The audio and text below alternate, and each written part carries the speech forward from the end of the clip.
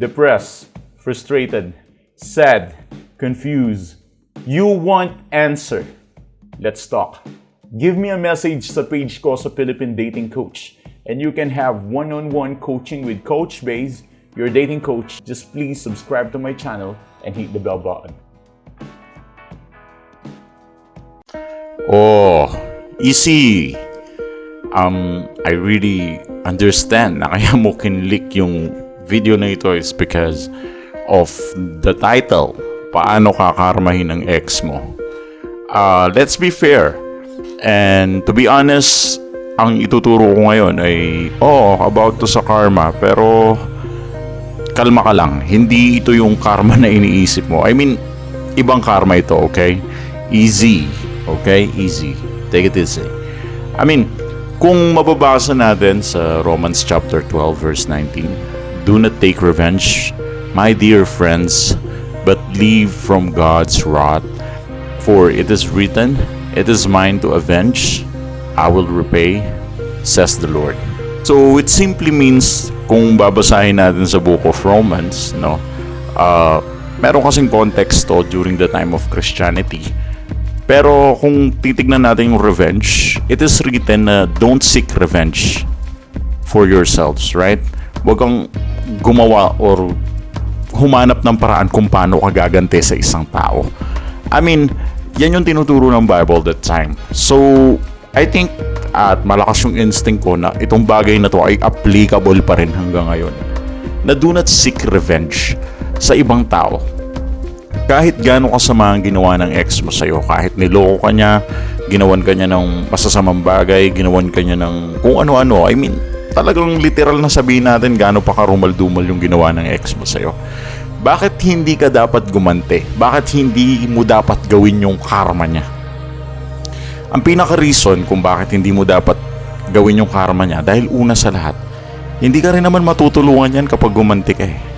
It doesn't make sense na rin. Para saan pa? Ganun ka ba ka-bitter? It's just, you are giving your ex a favor na parang nasa isip mo pa rin siya kaya ka gumagante. Parang paiikutin mo yung buhay mo sa kanya kapag gumanti ka. Para ka pa rin niyang minumulto. So if you will ask me, no, don't take revenge. Huwag ka nang gumante and huwag mo nang pangarapin na makarma pa siya. Dahil hindi naman biro yung ganito. I mean, masakit yung ginawa niya sa'yo. Naiintindihan ko yan. At hindi ganun kadaling magpatawad. Pero tignan natin kung ano nasulat sa Biblia, di ba? The revenge is mine. Or vengeance. Ano ba ang nasulat dito sa Biblia? Ang sabi dito is the vengeance is mine. Ibig sabihin sa Panginoon ang bagay na yan. I mean, hindi mo trabaho yan. Kaya wag mo nang trabahuhin pa. Wag mo nang trabahuhin pa yan para magkasala ka. I mean, trabaho yan ng iba. Hayaan mong si God yung gumawa ng bagay na yan para sa'yo. Hindi ikaw. Hindi mo trabahong gantihan siya. Hindi mo trabahong gumawa ng kung ano-anong masasamang bagay para sa kanya. Ang trabaho mo ngayon, ipanalangin mo na lang siya na sana wag siyang mapuruhan kapag nakarma na siya.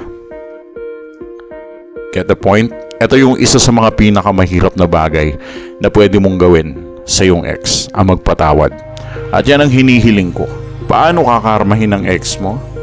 Simple lang. Wala ka dapat gawin para dyan. Dahil hindi mo trabaho.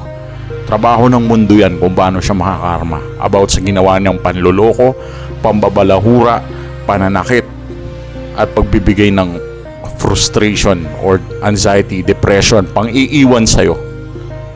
Alam kong gusto mong gumante. Pero sana hindi yan yung maging dahilan para kunin mo yung pwesto ng Diyos para gantihan siya. Dahil una sa lahat, hindi ka naman Diyos para gumanti sa Kanya. The more na nagpapatawad ka, the more na makakamove on ka.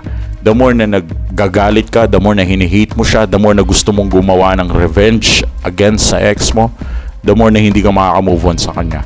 The more na gumaganti ka, the more na pinapaboran mo siya. The more na gumaganti ka, the more na parang sinasabi mo rin na siya pa rin yung reason kung ba't ka nabubuhay. The more na ginagantihan mo siya, the more na umiikot ang mundo mo sa kanya. Kaya para makawala ka na sa sumpa ng ex mo, umalis ka na sa mundo ng paghihiganti.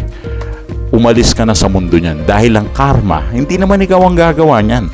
Gaya nga na sabi ko sa iyo, darating ang panahon na alam ng Diyos ang ginagawa niya. At ang mga masasamang tao ay pinaparusahan niya, ang mga mabubuting tao ay pinagpapala niya. At alam niya kung ano ang gagawin niya sa isang tao. I mean, hindi naman ako ganong naniniwala sa terminology ng karma. Pero I do believe in God's plan and God's will. Kaya probably dahil ang Diyos naman ay justice, hayaan mo siya na lang yung mag-take nun sa'yo. Hayaan mong gawin niya yung pagka-Diyos niya at gawin mo yung pagiging tao mo.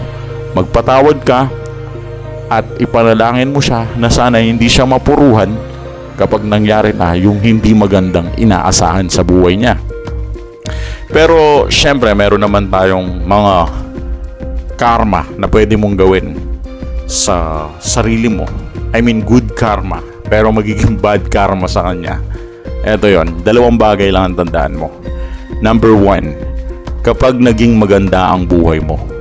Kapag naging maganda ang buhay mo, isa itong napakagandang opportunity sa iyo para maging maganda yung life mo. Like gumanda yung business mo, yung career mo, yung relationship mo, may bago ka na, may bago kang bahay, may bago kang tinitirhang kondo. I mean, kapag nagkaroon ka ng magandang buhay, sapat na karma yan eh. Sa totoo lang, karma na yan sa kanya. I mean, saan siya pupulot ng ganyan tao, di ba? I mean, saan mo mahanap yung ganyang klaseng tao na after mong binrake up, gumanda yung buhay? Nag-transform, di ba? So, yung transformation mo, yun na yung pinaka-karma na pwede mong ibigay sa kanya. Number 2, kapag hindi mo na siya maalala, na ex mo pala siya. I mean, yan yung isa sa mga pinaka-greatest na karma na pwede mong ibigay sa kanya. Na parang pinapakita mo doon na wala siyang espasyo o wala siyang kwarto sa loob ng isipan mo. Ni hindi mo nga maalala na ex mo pala siya.